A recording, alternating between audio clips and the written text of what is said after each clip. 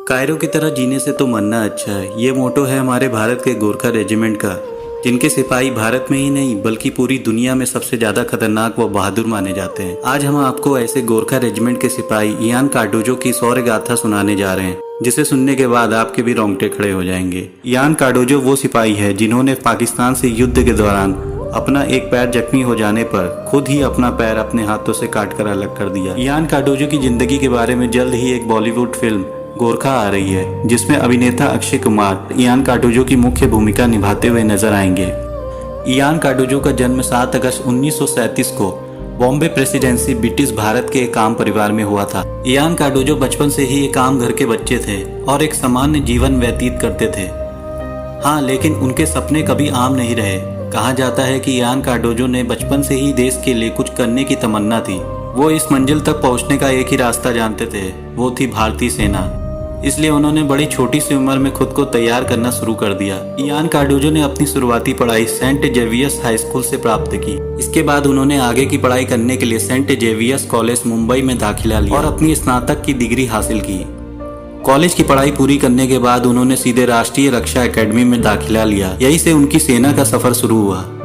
Ian ने कुछ ही वर्षों में राष्ट्रीय रक्षा एकेडमी में अपनी ट्रेनिंग पूरी की। इसके बाद वे सीधे सैन्य एकेडमी में शामिल हो गए।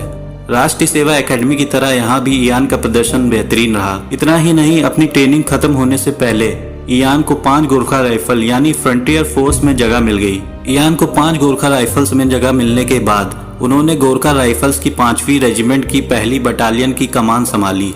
1971 भारत और पाकिस्तान के बीच में तनाव चल रहा था। युद्ध की संभावना प्रतीत हो रही थी। कुछ ही देर में युद्ध की खबर आ गई। यह युद्ध पूर्वी पाकिस्तान की आजादी के लिए छिड़ गया। ऐसे में भारत ने अपनी सेना भेजना शुरू कर दी।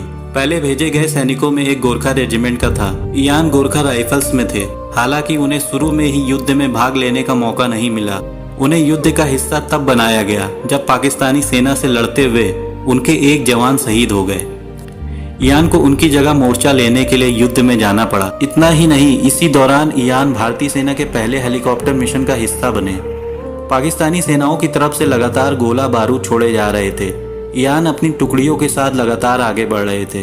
विपरीत परिस्थितियों के बावजूद उनकी टुकड़ी ने हार नहीं मानी। उन्होंने पाकिस्तानी सेना के साथ लड़ाई जारी रखी और इस युद्ध के दौरान भोजन और गोला बारूद खत्म हो रहे थे।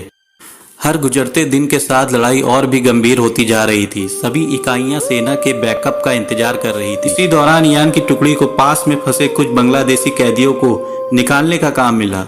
उन्हें बीएसएफ की एक टुकड़ी के साथ मिलकर इस मिशन को अंजाम देना था।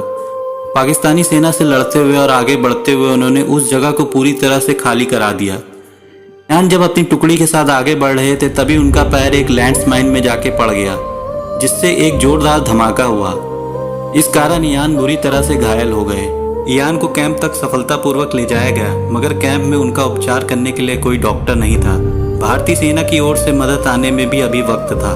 हर किसी को डर था कि इयान की मौत न हो जाए। उनका जो पैर लैंडमाइन में पड़ा था उसकी हालत इतनी खराब हो चुकी थी जिसके कारण इयान को असहनीय दर्द हो रहा था। उन्होंने पास में खड़े एक सैनिकों से मॉर्फिन मांगी, पर सैनिक ने कहा कि अभी वो उपलब्ध नहीं है। इसके बाद इयान ने पास में खड़े एक सैनिक को खुकरी से अपना पैर काटने के लिए कहा, मगर उनके साथी ने इस काम के लिए मना कर दिया। इसके बाद इयान ने अपनी खुकरी से बिना किसी झिझक से अपना पैर काट डाला। इयान के इस काम को देखकर हर कोई हैरत में आ गया।